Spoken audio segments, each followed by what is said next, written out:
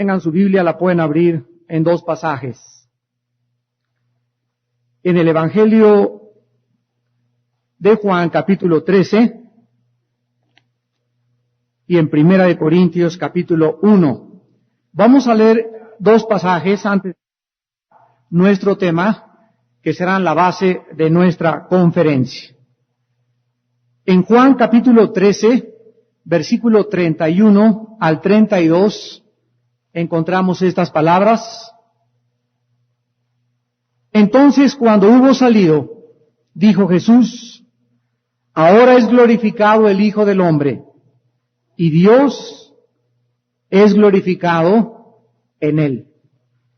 Si Dios es glorificado en él, Dios también le glorificará en sí mismo, y enseguida le glorificará. En el capítulo 17 de Juan, la Biblia dice: ahora la hora ha llegado, Padre, glorifica al Hijo, para que también el Hijo te glorifique a ti. Y en la primera carta a los Corintios, capítulo 1, versículo 18, el apóstol Pablo escribe estas palabras: porque la palabra de la cruz es locura a los que se pierden, pero a los que se salvan, esto es, a nosotros, es poder de Dios. Versículo 27, sino que lo necio del mundo escogió Dios para avergonzar a los sabios, y lo débil del mundo escogió Dios para avergonzar a lo fuerte, y lo vil del mundo y lo menospreciado escogió Dios, y lo que no es, para deshacer lo que es, a fin de que nadie se jacte en su presencia. Damas y caballeros, cuando nosotros entramos a estudiar la Biblia, cuando abrimos las Sagradas Escrituras, nos encontramos de inmediato que los pensamientos humanos, la lógica humana, la racionalidad del ser humano choca inmediatamente con la palabra de Dios. Esto se debe a que la forma en como nosotros pensamos, de acuerdo a la Biblia, es totalmente diferente a como piensa Dios. La Biblia dice en Isaías 55, 8 y 9, que los pensamientos de Dios no son nuestros pensamientos, y que la forma como Dios actúa, los caminos como Dios camina, la forma como Dios dirige el universo, no es la forma como tú te imaginas que si tú fueras Dios lo harías, ni tampoco podría la mente finita humana alcanzar jamás a la mente infinita del Creador del universo. Uno de los eventos históricos donde es desplegada la mente de Dios, la sabiduría de Dios, pero de una forma paradójica, la gloria de Dios, es precisamente en la cruz del Calvario, cuando un hombre hace 2000 años abrió sus manos y expiró, y en ese momento toda la vergüenza, la ignominia, todo lo que era despreciable, todo aquello que el mundo contemplaba a ese hombre colgado en esa cruz, era el momento de la más grande obscuridad de este mundo, era el momento de más vergüenza de este mundo, pero de acuerdo a la Biblia, al mismo tiempo fue también el momento más grande de la gloria del Hijo de Dios. En esta mañana yo quiero abarcar este tema tan controvertido y tan paradójico que es la gloria de la cruz del Calvario. ¿Cómo es posible? Se pregunta muchísima gente, que la Biblia enseñe que a través de la muerte tan dolorosa, tan ignominiosa, tan vergonzosa, tan despreciable de Jesucristo en la cruz, haya podido glorificarse Él, glorificar al Padre, y después en la resurrección el Hijo volvió otra vez a ser glorificado. Antes de abarcar este tema es preciso explicar el tema de lo que significa gloria. Cuando nosotros hablamos de la palabra gloria, humanamente, Encontramos que, por ejemplo, a un atleta deportivo se le aplaude, se le entrega una medalla olímpica y en ese momento, ¿qué cosa se le está dando? Se le está dando gloria, se le está dando honor, se le está dando reconocimiento. Cuando alguna persona logra alguna hazaña ejemplar en la historia, se le hace gloria, y cuando ustedes pasan por el Paseo de la Reforma y ven la estatua de un hombre y la estatua de otro, de este gobernante o de aquel político, la estatua está exaltando, se le está dando gloria a ese personaje. Cuando nosotros venimos a la palabra de Dios, encontramos que uno de los momentos más grandes de la exaltación del Hijo de Dios y de Dios mismo fue en la cruz de Jesucristo. No fue Cristo glorificado cuando Él alimentó a 5,000 personas multiplicando milagrosamente el pan y un pez. No fue Cristo glorificado cuando Él le dijo a un hombre, Lázaro, sal fuera, y en medio de cientos de personas, este hombre que tenía 3 días cuando ya hedía su cuerpo en descomposición, sale todo vendado de la tumba y ante la voz del Hijo de Dios, Lázaro vuelve a vivir. Cristo no fue glorificado cuando se enfrenta el apóstol Pedro en el mar y Cristo le dice al mar, cálmate, y levanta la mano al cielo y calma el viento, y la Biblia dice, se hace grande bonanza. Tampoco el Hijo de Dios fue glorificado en estos milagros. ¿Cómo es posible entonces que en el momento en el que la humanidad menos esperaba que fuera Jesucristo glorificado, fue glorificado?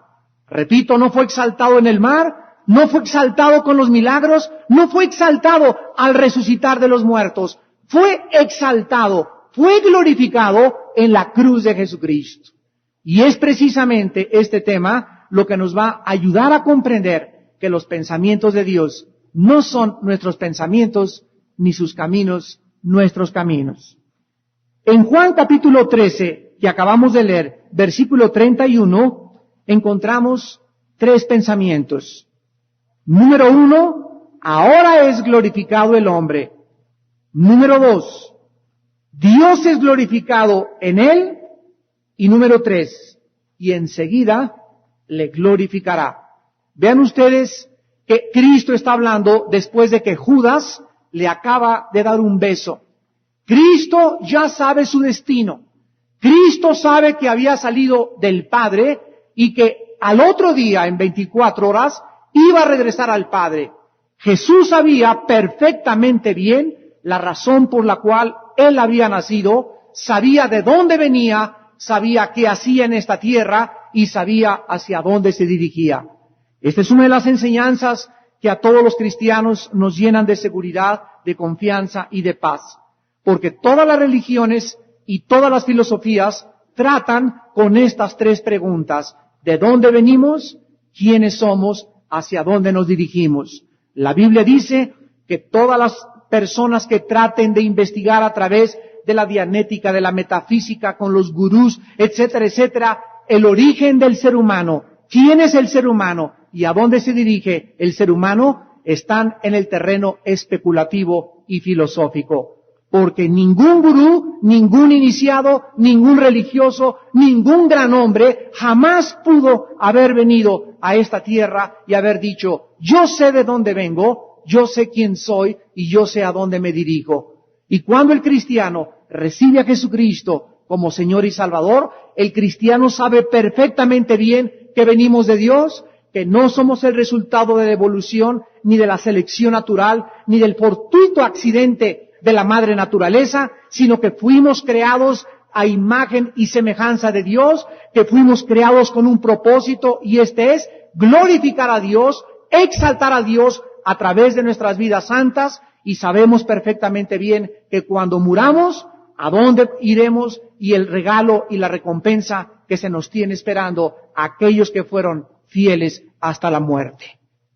Cuando Jesucristo, en la víspera de su crucifixión, le dice a los discípulos, ahora es glorificado el Hijo del Hombre, vuelvo a repetir, Él mismo está declarando que antes jamás había sido exaltado, antes jamás había sido glorificado, y que sería su sacrificio en la cruz lo que le glorificaría a Él, y al mismo tiempo Él levantaría y exaltaría al Padre como jamás en sus 33 años en esta tierra lo hizo.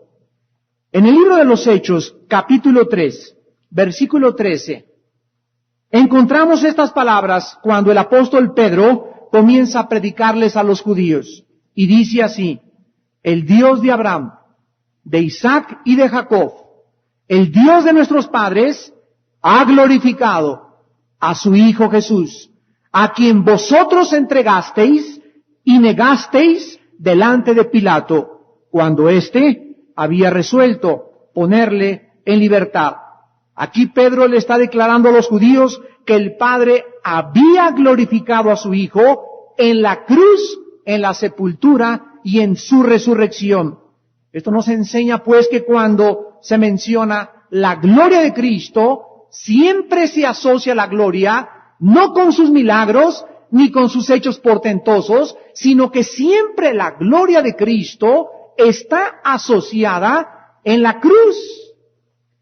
Y esto es importante porque el mensaje central de la Biblia es la cruz de Jesucristo.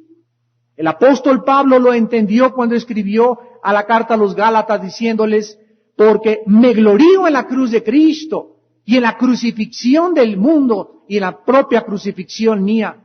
Pablo sabía perfectamente bien que en la cruz de Jesucristo Él podía ser glorificado y que en la cruz de Jesucristo se encontraba encerrado el misterio más grande, no el del triángulo de las Bermudas, no el de la razón de la incógnita del hombre, sino el misterio más grande de toda la humanidad y del universo y de las cosas creadas se encuentra en la cruz de Jesucristo. A pesar de que la muerte era una vergüenza pública para los judíos, porque solamente los criminales eran crucificados, a pesar del desprecio de Cristo, la humillación tan profunda que sufrió, a pesar de los insultos, las injurias, las calumnias y de la gente que lo observaba, a pesar de todas estas cosas, el mundo no podía imaginarse cómo puede ser exaltado en este momento este hombre, pero Él lo dijo y salió de sus palabras: ahora es cuando el Hijo del Hombre es glorificado. En la cruz del Calvario, la Biblia nos dice que Jesucristo realizó la obra más portentosa de toda la historia que jamás nadie haya realizado en la historia de la humanidad. Jesucristo realizó en su muerte 3 cosas escondidas para la gente común y corriente. Número 1, cuando Jesucristo estaba muriendo en la cruz del Calvario, en primer lugar, la Biblia dice que obtuvo la salvación de los condenados a la muerte eterna. En Romanos 3:23 la Biblia dice: por cuanto todos hemos pecado y todos ustedes están destituidos de la gloria de Dios. En otras palabras, tú y yo nacimos, los reyes de Francia, el rey de Inglaterra, el rey de España, el bolero más humilde, el negrito esclavo, pobres y ricos, toda la humanidad, la Biblia enseña, nació contagiada. Nacimos bajo una maldición. Esta es la razón por la cual tú eres tan autodestructivo. Esta es la razón por la cual una persona no puede recibir gloria porque se descompone. Esta es la razón por la cual un político no puede tener demasiado dinero, ni nadie puede ser exaltado demasiado porque nos descompone la gloria, nos echa a perder el aplauso, nos autodestruye y nos desintegra el reconocimiento del público, porque la Biblia dice que solo Dios es el único que puede recibir gloria. Solo Dios puede ser exaltado, solo Dios puede ser levantado, solo Dios puede ser glorificado. Y cuando estas cosas nosotros se las entregamos a los seres humanos, echamos a perder a los seres humanos. Un ser humano que recibe demasiados aplausos, demasiada gloria, demasiado reconocimiento, demasiado poder, el poder corrompe y acaba con la humanidad, porque no fuimos creados para ser glorificados, fuimos creados para que cuando recibiéramos la gloria, se la entregáramos inmediatamente al único que merece la gloria, que es Jesucristo.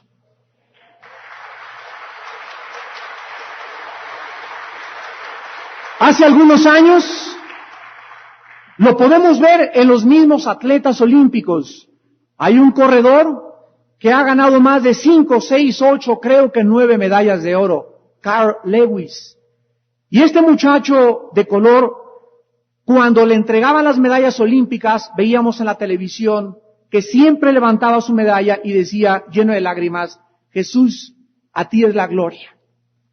¿Qué es lo que ha pasado con estas personas, llámense deportistas, artistas o políticos, que cuando nosotros somos exaltados o el mundo nos pone en un lugar de preponderancia o de exaltación, en ese momento nos debemos recordar inmediatamente que si no le entregamos la gloria a Dios, si en ese momento cuando estamos en un punto cúspide en la vida, cuando se nos da autoridad, cuando se nos da reconocimiento, cuando somos populares, si estamos en ese lugar y no nos mantenemos ecuánimes, dice la Biblia en Romanos 12:3, que nadie tenga un alto concepto de sí mismo más el que debe de tener. Debemos de pensar con nosotros de cordura para que nadie se exalte, para que nadie se gloríe. Vuelvo a repetirlo, porque la gloria fue creada solo para Dios. La Biblia dice que todos pecamos, que todos estamos infectados, y esta es la razón por la cual la humanidad, habiendo alcanzado el siglo XX, con un avance tecnológico impresionante, descubrimientos médicos profundísimos, hemos reconstruido el cuerpo humano a través de todas las piezas, hemos llegado a un grado en la computación digital, en la computación electrónica, que jamás hubiéramos imaginado hace 25 años. Y a pesar de todos los avances en que nos encontramos, la humanidad nunca se había encontrado en un punto tan bajo moralmente. Nunca habían estado tan confundidos los presidentes, nunca había habido tantos locos como estadistas, nunca había habido tantas sectas, nunca había habido tanta sexualidad y tanta degradación y depravación moral como en el propio siglo en que nos encontramos. La Biblia dice, la paga del pecado es la muerte. La Biblia dice que tú eres pecador y que yo soy pecador. La pregunta en esta mañana es, ¿qué cosa vas a hacer con tus pecados? Si tú me dices, bueno, yo soy religioso y me bautizaron, la Biblia dice, no es por obras. Pues que yo ya me fui a la villa y fui de peregrinación, la Biblia dice, si es por obras, entonces Dios está en deuda contigo. La Biblia dice en Efesios 2, 8 y 9, es por gracia la salvación. Porque por gracia somos salvos por medio de la fe, no por obras, para que nadie se gloríe. Entonces la Biblia nos muestra que no hay forma en la que el ser humano se salve por sí mismo. Ni haciendo nada tampoco te puedes salvar. La Biblia dice, Dios envió a su Hijo Jesucristo. Desde que Él nació, el ángel le dijo a su Santa Madre, María, pónganle por nombre a este niño Yoshua, que traducido es Jesús, que significa el Salvador. Desde que nació Jesús, el nombre estaba asociado con su misión y con su muerte en la cruz. Cuando Jesús comenzó a caminar, les dijo a los discípulos, he venido a buscar y a salvar lo que se había perdido. Jesucristo sabía perfectamente bien cuál era su misión en este mundo. Y cuando Él murió en la cruz del Calvario y le dijo al Padre, en tus manos encomiendo mi espíritu, en ese momento Jesucristo expresó a continuación, consumado es. Tetelestai en el griego, que significa la obra de la salvación para la raza humana ha sido completa. La muerte de Cristo, dice la Biblia, es la solución al problema del pecado humano. La muerte y el derramamiento de la sangre del Hijo de Dios es la respuesta de un Dios en el cielo que te ama. De un Dios que quiere que nosotros sepamos que fuimos creados a su imagen, que tenemos un propósito para vivir, que Dios puede cambiar con su poder tu vida, tu familia, tus hijos, tu trabajo, darte seguridad, darte confianza y darte una paz que jamás en tu vida habías experimentado y que no te la pueda dar el dinero, ni la fama, ni la gloria, ni el poder, ni el reconocimiento de ningún grupo, ni tampoco de ninguna raza humana. Es Dios el que te dice, tú has pecado, ¿y qué vas a hacer con tus pecados? Dios te da la solución. Cree en mi Hijo Jesucristo y serás salvo tú y tu casa. La Biblia nos muestra en Juan capítulo 3, versículos 17 y 18, la razón de la venida de Jesucristo. No envió Dios a su Hijo al mundo para condenar al mundo, sino para que el mundo sea salvo por él. El que en él cree no es condenado, pero el que no cree ya ha sido condenado porque no ha creído en el nombre del unigénito Hijo de Dios. Dios envía a Cristo hace 2000 años para salvarnos, para dar su vida, porque es la única forma en la que podemos ser salvos, a través de la sangre derramada en el Calvario. En Hebreos 9:22, la Biblia dice, sin derramamiento de sangre no hay perdón de pecados. Y la Biblia dice, hazle como quieras. Puedes llorar, puedes sacrificarte, puedes entregar tu cuerpo, puedes regalarle todo tu dinero a los pobres, puedes hacer un asilo para huérfanos, puedes hacer 20,000 conventos. Hagas lo que hagas, no compra nadie el cielo. La salvación Dios te la regala a través de la fe en la sangre derramada de su Hijo en la cruz del Calvario. En segundo lugar, en la cruz, Jesucristo venció la muerte. Hace poco hubo un programa donde un gran comentarista de noticias, el señor Zabludovsky, hizo una pregunta a todo el teleauditorio y nadie pudo contestar esta pregunta. Desgraciadamente nunca invitaron a un cristiano a este programa. La pregunta es, ¿qué hay después de la muerte? Todos decían, pues acaba con el polvo. Otros decían, pues la transmigración de las almas, pues reencarnamos en cucarachas, o vamos a regresar a un burro, etcétera, etcétera. Sin embargo, la Biblia nos da la respuesta.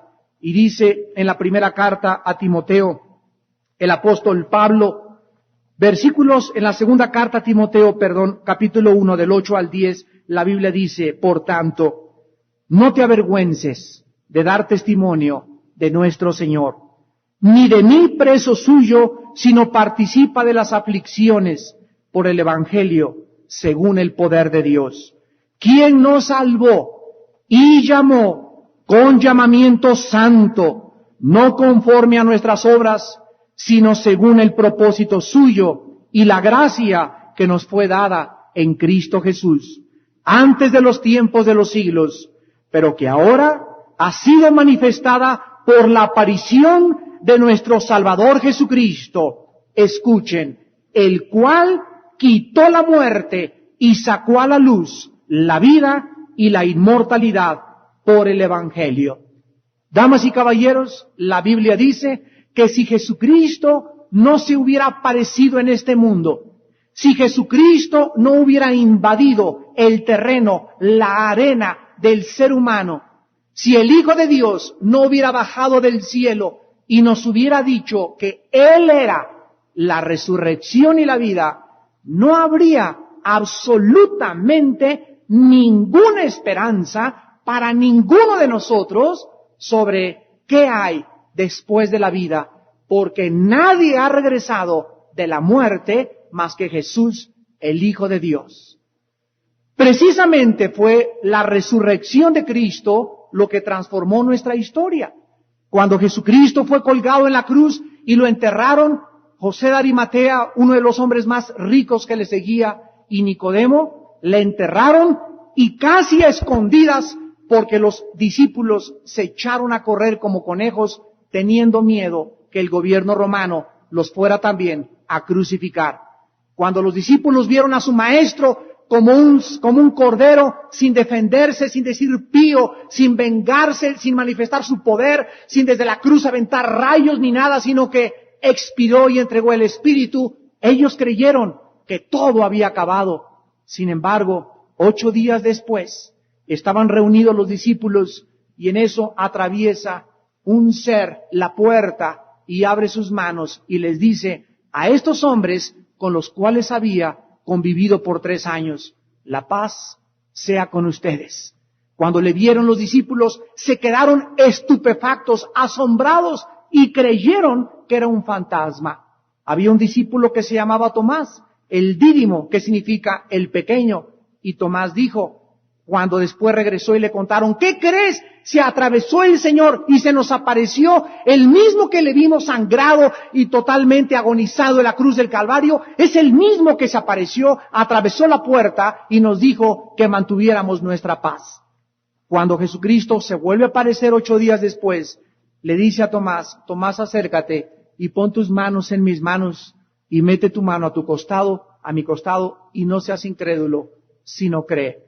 Cuando Jesús se manifiesta resucitado a los discípulos, damas y caballeros, ¿saben ustedes que 50 días después estaban reunidos en Pentecostés y comenzaron ahora sí a entender lo que Dios había dicho, que esperaran la promesa del don del Espíritu Santo, porque ya había entrado en ellos, pero ahora venía sobre de ellos? Ya ellos eran salvos, ya estaban sus nombres escritos en la vida, pero ellos no tenían poder para dar testimonio y enfrentarse al mundo romano, al imperio más grande de toda la historia, el más sanguinario, un gobierno donde Nerón crucificaba a los cristianos y los colgaba y hacían torchas encendidas con ellos. A este gobierno, cuando el Espíritu Santo viene sobre los discípulos, el apóstol Pedro se levanta y acusa a los judíos y al mundo romano de haber crucificado y asesinado al Hijo de Dios.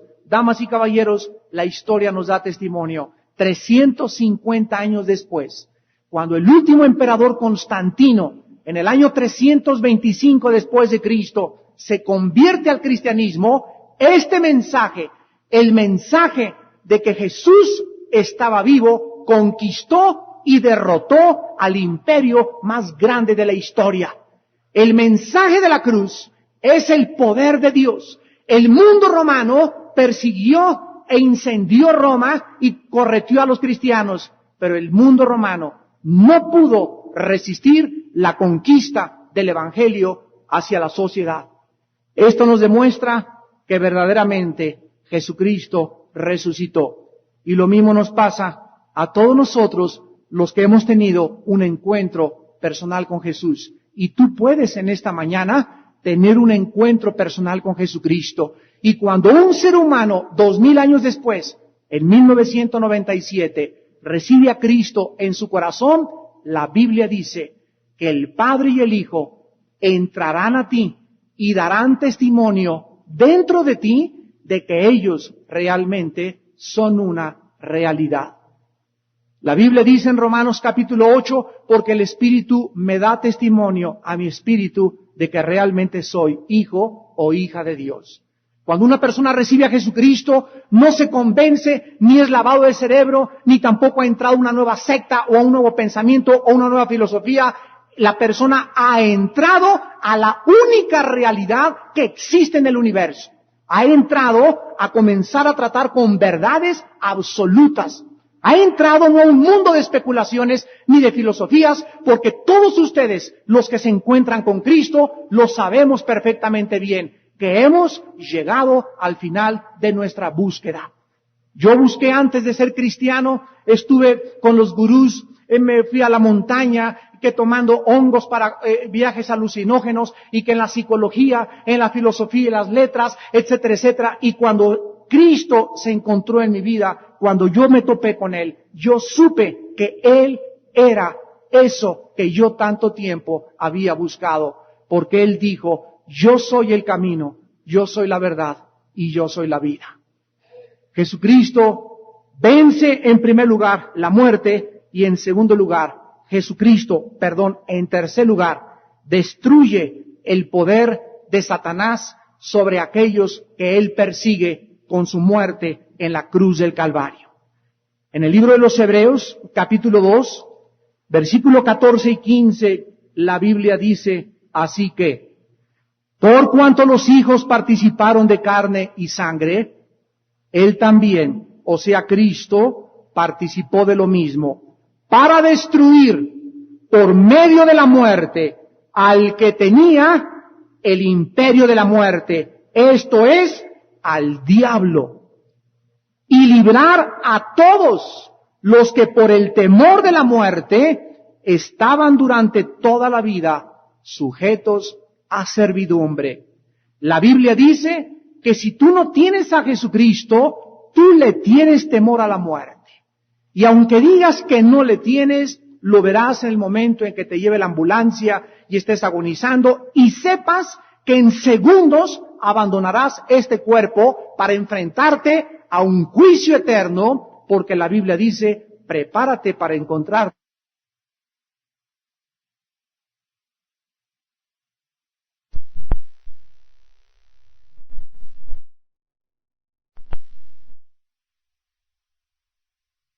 Juicio eterno, porque la Biblia dice, prepárate para encontrarte en el día de tu muerte con Dios. La Biblia dice que hay un ser poderoso, inteligente, grandísimamente inmenso en el universo, que no tiene ni cuernos, ni cola, ni tampoco es de color rojo. Y este personaje que la Biblia llama el diablo no es ciencia ficción, no es un mito, no es una fantasía. La Biblia dice que era un querubín hermoso, el protector del cielo, y que un día en el universo, en el tiempo y en el espacio se rebeló contra Dios. Y ahora este diablo, este Satanás, este ser que controla los poderes de las tinieblas, bajo el cual rige toda la maldad del universo, dice la Biblia que cuando Cristo murió en la cruz, le derrotó. Y pudo exhibir en la cruz a los principados y a las potestades, clavando en medio de la cruz del Calvario el acta de decretos que nos era contrario, exhibiéndolos públicamente y demostrándole que mayor es Jesucristo que Satanás. Cuando tú recibes a Jesucristo en tu vida como tu Señor y como tu Salvador, la Biblia dice que vas a tener totalmente perdido el temor. ¿Saben ustedes qué es el temor? El temor de qué me va a pasar, el temor si voy a vivir, el temor si me van a asegurar cuando yo muera, el temor si mis hijos me van a seguir sosteniendo cuando yo sea grande, el temor de morir solo, el temor del futuro. La humanidad está controlada por temores. ¿Y saben ustedes qué es el temor? El temor es la venda que nos impide ver el futuro. Cuando Cristo viene y muere en la cruz, Él nos corre la venda. Esta palabra se llama apocalipsis, descorrer el velo, y nos permite ver el fin de la humanidad, nos permite ver el triunfo del bien sobre el mal, nos permite ver que todas las naciones y que todos los gobiernos serán sometidos bajo el Rey de Reyes y Señor de Señores. Nos permite ver que somos más que vencedores.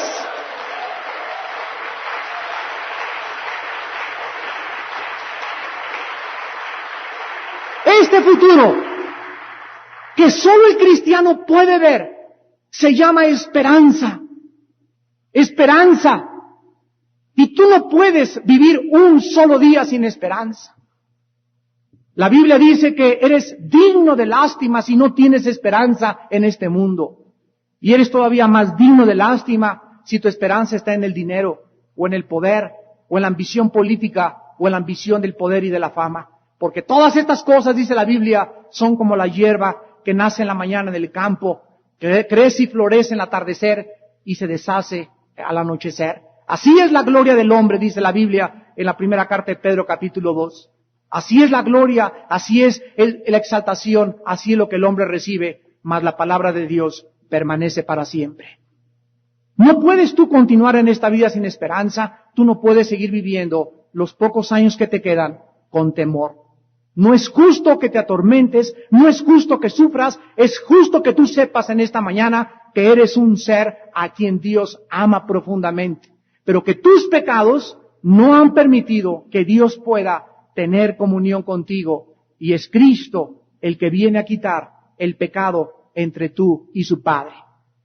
En segundo lugar, dice en Juan capítulo 13, y Dios es glorificado en él. Vimos pues que el Hijo es glorificado porque Él salvó a los condenados a la muerte, Él venció el pecado y Él derrotó a Satanás con su crucifixión. Ahora, la Biblia dice que el Padre también era glorificado en la cruz del Calvario. ¿Cómo podemos nosotros entender que el Padre también fue glorificado en la cruz? Y para poder comprenderlo, tenemos que entender y explicar los atributos de Dios. Los atributos de Dios son las características morales que le son inherentes a su divinidad y a su personalidad. Dios, dice la Biblia, es amor. Dios, dice la Biblia, es ira. Sí, Dios es ira. Dios es justicia. Dios es santo. Y estas características fueron desplegadas y manifestadas en el momento en que su Hijo, con los brazos abiertos, moría crucificado.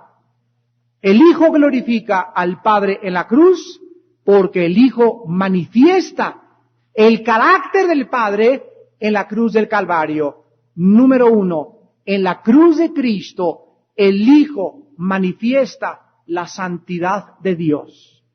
La Biblia dice, la paga del pecado es la muerte, mas el regalo de Dios es vida eterna en Cristo Jesús.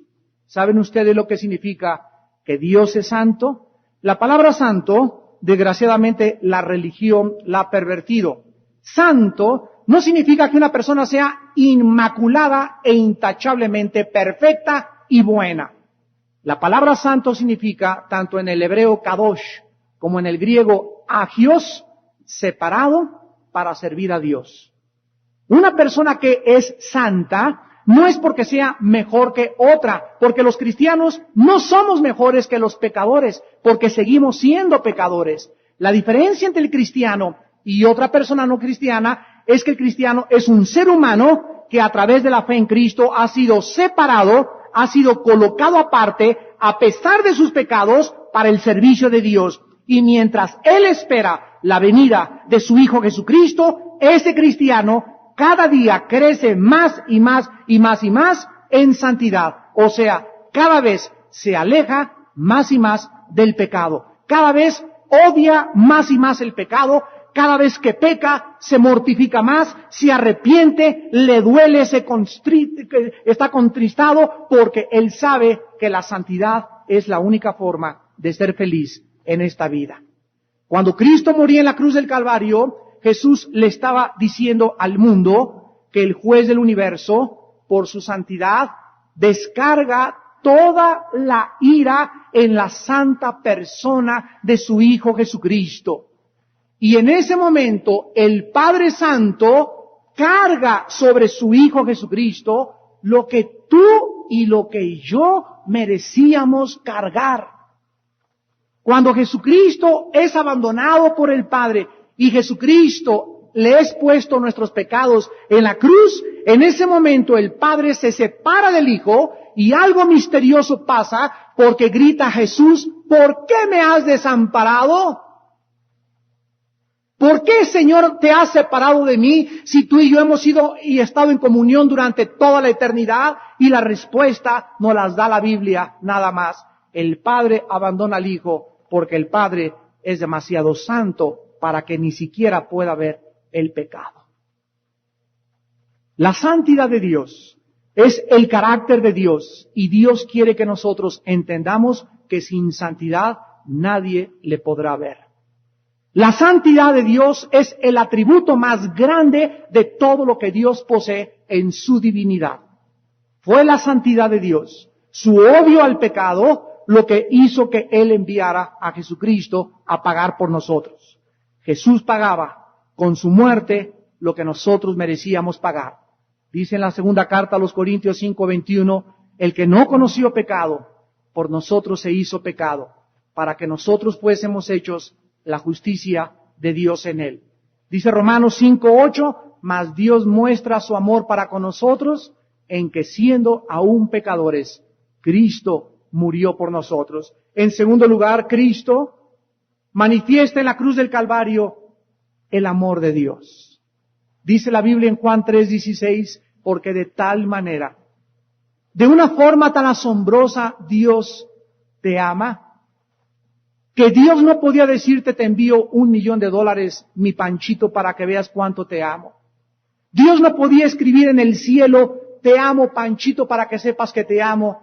La forma como Dios despliega y manifiesta su amor a sus criaturas es el mismo muriendo en nuestro lugar. Porque no hay mayor amor que el que pone su vida por los demás. Dios te ama tanto que dio a su Hijo unigénito, para que cualquiera de ustedes en esta mañana que crea en Él no se pierda, mas tenga la vida eterna. Dios muestra su amor al mostrarnos que no había nada que le partiera el corazón como tus pecados y como mis pecados. Y les voy a ilustrar el amor de Dios con una historia hindúe que me contaron hace algunos años. Llegó una madre con su hijo en la India y le dijo, hijo, ¿me amas? El hijo le contestó, sí, madre, te amo. Entonces la madre le dijo, pues mira, tú tienes que demostrarme tu amor. Y entonces este muchacho tenía una novia. Y el muchacho fue con su novia y le hizo la misma pregunta de su madre y le dijo a su novia, ¿me amas, Chenchita? Y ella le contestó, te amo con todo el corazón. Entonces la novia le dijo al muchacho, si me amas, ve y sácale el corazón a tu madre y tráemelo, y cuando yo vea el corazón de tu madre en tus manos, sabré que me amas más que a tu madre. Este muchacho fue y asesinó a su mamá. Le sacó el corazón y venía con el corazón corriendo por el campo, listo para encontrar a su novia y demostrarle cuánto la amaba.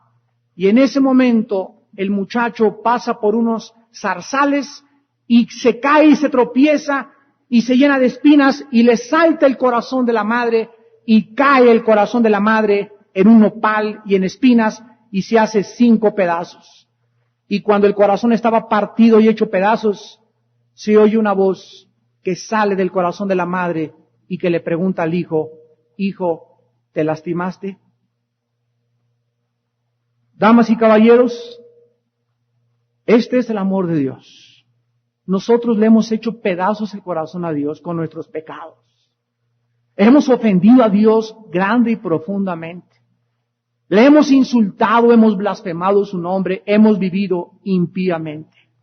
Y Dios, a pesar de eso, como la voz que sale del corazón te dice en esta mañana, hijo, ya no te hagas más daño, te amo, he muerto por ti, quiero que vengas y entiendas mi inmenso amor. Ahí en la cruz, Dios glorificaba a su Hijo y Él era glorificado al mostrarnos cuánto nos amaba. Y en tercer y último lugar, dice en Juan capítulo 13, versículo 32, si Dios es glorificado, también Dios le glorificará a sí mismo. Y escuchen la última frase. Y enseguida le glorificará. Con estas palabras, Jesucristo nos daba a entender que no solo en la cruz sería glorificado Él y su Padre, sino que aún después y más allá de la cruz y de su muerte, el Padre glorificaría al Hijo. El Padre no se detuvo para glorificar al Hijo en la cruz, sino que también le glorificó en la resurrección. Esto nos lo explica la carta a los Filipenses capítulo 2, versículo del 9 al 11. Y dice el apóstol Pablo, por lo cual también Dios le exaltó hasta lo sumo y le dio un nombre que es sobre todo nombre. Escucha bien, la Biblia dice que el nombre de Jesús es más grande que los ángeles, es más grande que el arcángel Gabriel, es más grande que el nombre de Buda, que el nombre de Krishna, que el nombre de Mahatma Gandhi. No hay nombre bajo el cielo más grande que el nombre de Jesús.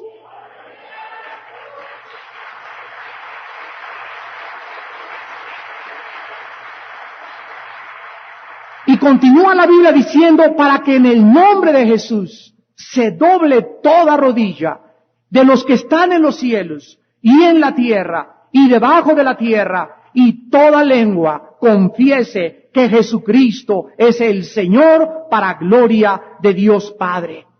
La Biblia dice en Hebreos capítulo 1, versículo del 1 al 3, Dios, habiendo hablado muchas veces, de otras formas y de muchas maneras, en otros tiempos por los profetas, ahora nos ha hablado por su Hijo Jesucristo, a quien constituyó heredero de todo y por quien hizo asimismo el universo, el cual, siendo la imagen misma de su substancia y habiendo hecho la purificación de nuestros pecados por medio de su propia sangre, ahora se ha sentado a su diestra para exaltar el nombre del Padre y exaltarte a ti también si tú te humillas antes de poder entender que primero es la cruz y después la exaltación. La Biblia nos muestra que después de haber Cristo hecho todo esto, ahora todo el universo está bajo el control de Cristo y ahora Cristo está sobre los ángeles, sobre todas las autoridades y sobre todas las potestades. Dice en la primera carta de Pedro 2:22, quien habiendo subido al cielo está a la diestra de Dios y a Él están sujetos ángeles, autoridades y potestades.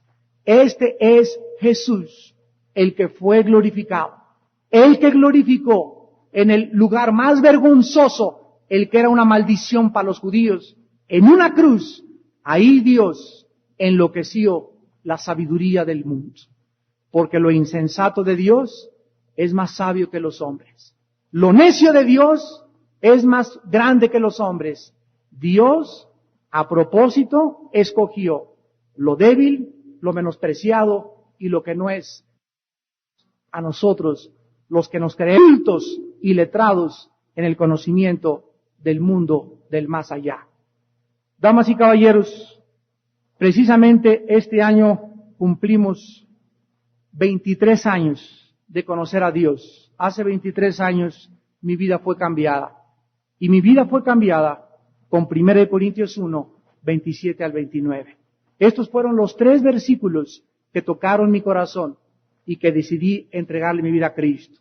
Antes de que yo fuera cristiano, repito, estaba en la psicología, en la filosofía, formé parte del Partido Comunista 4 años, estuve detenido varias veces por mis ideologías comunistas porque buscaba un cambio, una revolución, quería la justicia en mi país, pero no sabía que el cambio es espiritual, que la revolución es espiritual.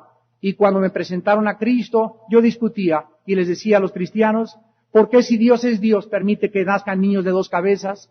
¿Por qué si Dios es Dios no acaba con las guerras? ¿Por qué si Dios es esto? Mi mente chocaba con los caminos de Dios.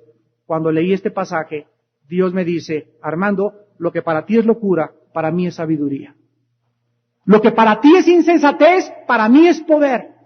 Y yo he hecho las cosas de esta manera para que hasta que pueda comprender mi mente infinita. Porque Dios no se revela a los sabios y a los entendidos, se revela a los niños. En ellos escondió la fortaleza y en los que maman Dios escondió su poder. Para que entendamos que es a los niños, a los que se comportan como niños, a los que reconocen que no saben nada de nada, a los que deciden en esta mañana arrepentirse de sus pecados y seguir a Jesús, aquellos a quienes Dios les revela el misterio de su voluntad. ¿Cuántos de ustedes en esta mañana no quisieran hacer la paz con Dios? Tú necesitas seguridad en tu vida, necesitas un propósito, necesitas saber que has sido perdonado de tus pecados. Y no importa lo que hayas hecho, no importa las maldades que hayas hecho. Si ahorita estuviera aquí enfrente de nosotros el narcotraficante más grande que hubiera matado a 50,000 personas y hubiera matado 50,000 bebés, en este momento Dios le diría, a pesar de que tú no lo creas, si tú crees en Cristo, tus pecados serán totalmente desaparecidos. Si eran negros como el carbón, serán blancos como la lana. Y tú protestarías, no es posible, yo me he portado bien. Es que tú no puedes entender que la sabiduría de Dios es locura para nosotros. Dios lo hace deliberadamente para avergonzar a los religiosos. Cristo le dijo a los discípulos que se creían religiosos, que decían, yo he sido fiel a mi esposo, yo he dado dinero a las monjitas, yo he hecho buenas obras, yo merezco el cielo. Cristo les contesta y les dice, las prostitutas y los borrachos y los narcotraficantes van delante de ustedes al reino de Dios.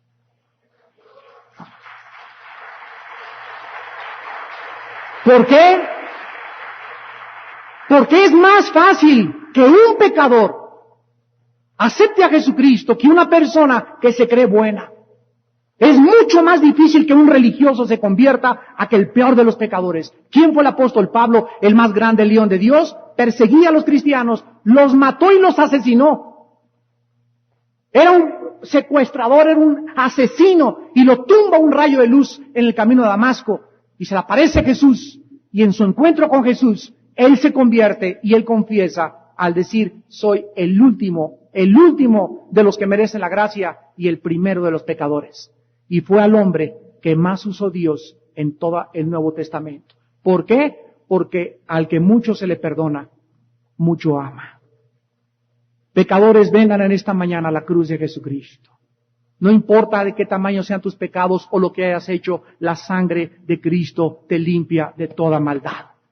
Ven y encuentra en el perdón de Dios, en la santidad de Dios, en la gloria de Dios, en la cruz de Cristo, la respuesta a todas tus necesidades. ¿Cuántos en esta mañana quisieran recibir a Jesucristo como su Señor? Les pido que por unos momentos inclinen su cabeza. E invitando a sus discípulos, les decía, bienaventurados los pobres en espíritu, porque de ellos es el reino de los cielos. Bienaventurados los que lloran, porque ellos recibirán consolación. Bienaventurados los mansos, porque ellos recibirán la tierra por heredad. Bienaventurados los que tienen hambre y sed de justicia, porque tú serás saciado. Bienaventurados los misericordiosos, porque ellos alcanzarán misericordia. Bienaventurados los de limpio corazón, porque ellos verán a Dios. Dichosas y felices en esta mañana las personas que han comprendido en el estado de pecado en que viven delante de un Dios santo.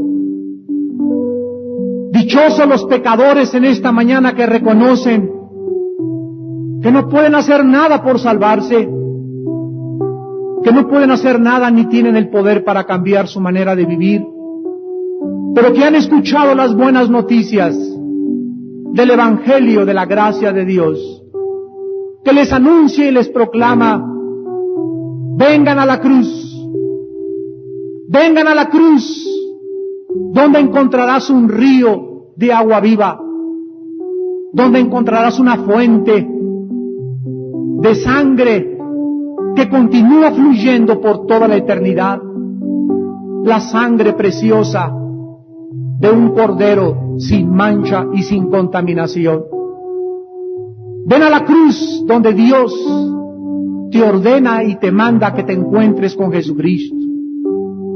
Ven a la cruz, a ese lugar que parece locura, vergüenza e ignominia, pero que al mismo tiempo es el lugar más santo y más sagrado, donde Dios glorificó a su Hijo y Él se glorificó a sí mismo. Ven a la cruz y recibe por la gracia de Dios, por su amor que te tiene, el perdón de todos tus pecados. ¿Qué tengo que hacer, me preguntarás, para poder recibir en esta mañana esta gracia y este perdón? La Biblia dice en primer lugar que te arrepientas. Arrepiéntete. Arrepentirse es reconocer que has pecado contra Dios, que eres pecador y que por consecuencia mereces la condenación eterna. Arrepentirse es entender tal vez por primera vez que ya no puedes seguir viviendo en pecado y que si Dios no interviene en tu vida, no hay esperanza para tu corazón. Arrepentirse es cambiar de manera de pensar. Ya no pienses como pensabas antes, que te burlabas de Dios. Arrepentirse es tomar a Dios en serio por primera vez en tu vida. En segundo lugar, cree. Cree solamente. Al que cree, todo le es posible. Cree que Jesús es el Mesías. Cree que Jesús es tu Salvador y tu Señor. Cree que Él fue el que tomó tu lugar y que pagó en tu lugar y en mi lugar por nuestros pecados. Cree que su sangre te limpia de toda maldad. Cree que Él resucitó de los muertos a los 3 días y cree que ahora Él está sentado a la diestra del Padre sobre los ángeles, sobre todas las autoridades y sobre todas las potestades. Y en tercer lugar, simplemente invítale a tu corazón y dile estas palabras: Señor mío y Dios mío, me arrepiento de todos mis pecados y de todas mis maldades. Creo que tu Hijo pagó por mí en la cruz con su sangre y que tú levantaste y exaltaste y le glorificaste mientras Él moría, para que ahora yo comprendiese tu mente y tu infinito amor. Perdona mis pecados, Señor Jesús. Te invito a que entres a mi corazón en este instante como mi Señor y Salvador, y te pido que me ayudes a ser la persona que tú quieres que yo sea. Quiero vivir con esperanza, quiero tener seguridad en mi vida de que algún día te volveré a ver. En tu nombre, Señor Jesús. Amén. Tal vez muchos de ustedes que se pararon eran católicos o protestantes, yo no sé qué religión tenían, pero no todas las personas que tienen una religión son salvas. Porque tú puedes tener una religión, te pueden haber bautizado y puedes seguir tu religión y sin embargo no tener la salvación. La salvación no se encuentra en ninguna religión. La salvación se encuentra en una persona, en la persona de Jesús. En segundo lugar, ustedes necesitan comenzar a leer la Biblia. Jesús dijo: mis palabras son espíritu y son vida. Ustedes les recomiendo que comiencen con el Evangelio de San Juan. Todos los días, ahora al llegar a tu casa, antes de acostarte, al levantarte en la madrugada, vete a tu sala, prende la lámpara, cuando todavía ni el perico se despierta, y comienza a leer la Biblia, comienza a escudriñar la palabra, y deja que la Biblia comience a llenar tu alma, tu mente, y cambiar tu forma de vivir. Cuando tú lees la Biblia, te estás alimentando, porque Jesús dijo: mis palabras son pan, mis palabras son vida, mis palabras son carne y leche. Y así como comemos físicamente, necesitamos desarrollar el hábito de leer la Biblia. Si ustedes dejan de leer la Biblia, le pasa lo que a las plantas: sin el agua y sin el sol, ¿qué les pasa? Se marchitan. Si yo dejo de comer, me enfermo. Todos necesitamos, para subsistir, algo físicamente.